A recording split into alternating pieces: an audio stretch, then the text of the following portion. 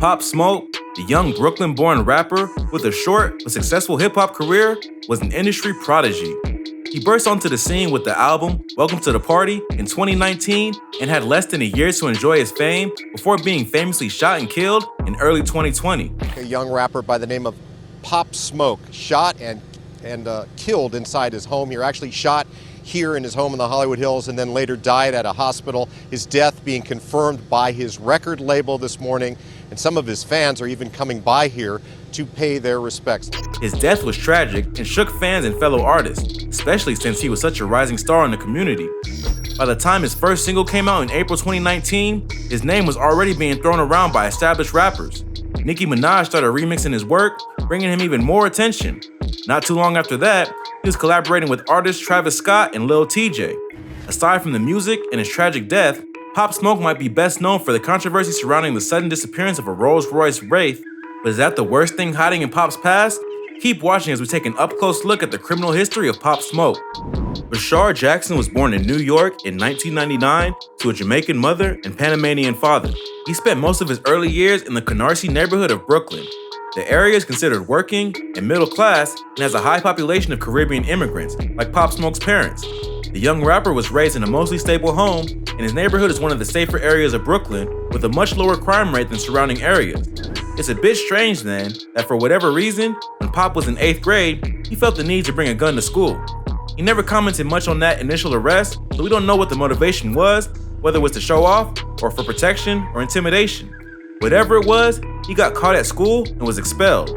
He caught a gun charge, but because he was a minor at the time, he only got 2 years of house arrest instead of any time in juvie. The rapper said in 2019 that he hopes his music will help other kids that got to carry their guns to school because it ain't safe, but they still gotta make sure they get their diploma because their mom could be happy. And apart from the gun incident, the rapper did try to stay on the straight and narrow for the most part. Just a short time after his weapons charge, he received a basketball scholarship to a fancy prep school in Philadelphia called Rock Top Academy. He played for the team for a while, but he was diagnosed with a heart murmur and had to drop out of the team and the prep school. He finished up his education and graduated from high school, making his mom happy. But things changed just a little bit after he got into the hip-hop industry and made a name for himself. On October 20th, 2019, Rolling Stone magazine reported that Pop Smoke was one of 5 New York City rappers to be removed from a festival lineup by police. The Rolling Loud Rap Festival was set for October 12th and 13th in New York. It was the 4th and had already had wild success in Los Angeles, San Francisco, and Miami.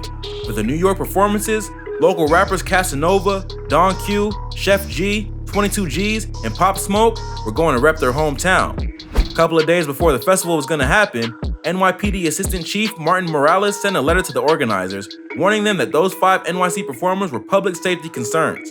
In the letter, he said, "The above listed performers have been associated with recent acts of violence citywide. The New York City Police Department believes if these individuals are allowed to perform, there will be a higher risk of violence."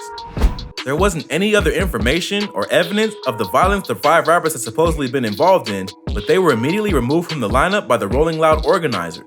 Fans didn't find out until the day of the festival when the letter was shared online.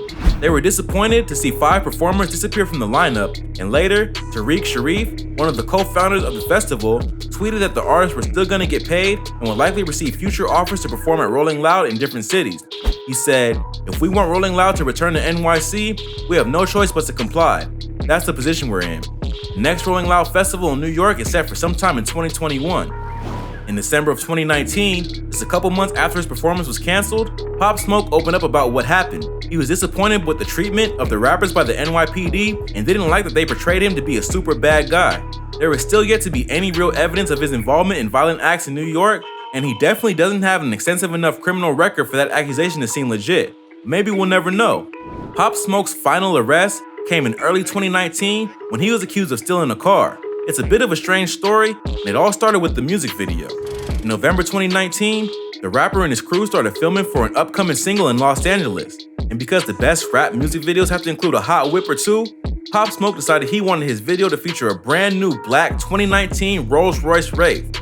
Having the luxury vehicle in the video would put the rapper right alongside big-time artists like Drake and Jay-Z in terms of wealth and extravagance. Unlike those rappers though, Pop didn't buy the Rolls. He only borrowed it from the owner through a loose verbal agreement that apparently didn't have a hard outline of what he could do with the car. The only thing that was said was that the rapper had to return the car to the owner the day after filming on the day the video was completed. Unfortunately, Pop didn't return the car when he was supposed to. The owner tried to contact him but couldn't get through. Obviously, he got a bit freaked out because his $375,000 luxury vehicle has just disappeared, so he decided to check the GPS tracking. Surprisingly, the car was showing up in the middle of Arizona somewhere. After that, the car's GPS was unreachable for some time, whether because Pop had turned it off or there was just no signal. But a few days later, the car showed up on social media. The rapper's Instagram account was updated with a photo showing him posing with the missing Rolls Royce in New York. New York City police were contacted and filled in on what was going on, and the investigation led them straight to Pop Smoke's family home in Brooklyn, where he was living most of the time with his parents. On January 17, 2020, Pop was just returning from Paris Fashion Week. It was a Friday, and he was set to perform at a show in just a few hours. But as soon as he got off the plane and into the airport in New York, police rushed him, and he was arrested for stealing the Rolls. Officially, he was charged with interstate transportation of a stolen vehicle. We're not sure what kind of defense he had, but he pled not guilty. There was a whole lot of evidence stacked against him. Obviously, the car he was filmed with for his video was moved across the country without the owner's permission, but he also modified the car by tinting the windows and changing the license plate. It definitely looked suspicious, like Pop was trying to get away with something. After he was arrested by authorities, he was officially booked into the local jail. He was released on a $250,000 bond. Pop was just getting famous at the time, but he didn't have $250,000 just lying around, so to pay for it, his parents had to put up their house. It was unclear for a while if he would still be able to go on tour, what with the court dates that were coming up. We'll never know how that case would have turned out though, because a month later, he was shot and killed in an unexpected turn of events that rocked the hip-hop industry. Pop Smoke had just released his mixtape, Meet the Woo 2, the follow-up to the first tape of the same name. It debuted at number 7 on the US Billboard 200 and had several features from fellow rappers like Fivio Foreign and Quavo. The mixtape was really getting his name more out there, and the positive response had him motivated to work on his debut studio album. Unfortunately, too much fame and fortune in such a short time can make people get cocky. After receiving a few luxury gift bags from industry people, the rapper decided to show them off on Instagram. The photo showed the tag on the gift that included Pop's full address. More pictures on Instagram showed expensive cars, stacks of cash, and other valuable items. So now that his address and belongings were online for everyone to see, a few teens decided that they'd head over and rob the place. 4 kids, aged 15 and 19, headed to his house and entered without setting off the alarm. There were lots of people there, but they found Pop Smoke in a room alone. They probably freaked out about getting caught, so they started firing off shots. The rapper was shot several times before the intruders took off. Other people in the house came and found Pop bleeding out, so they called 911 and rushed him to the hospital, where he later died. Men wearing masks and hoodies showed up, came inside, and opened fire, gunning down the rapper.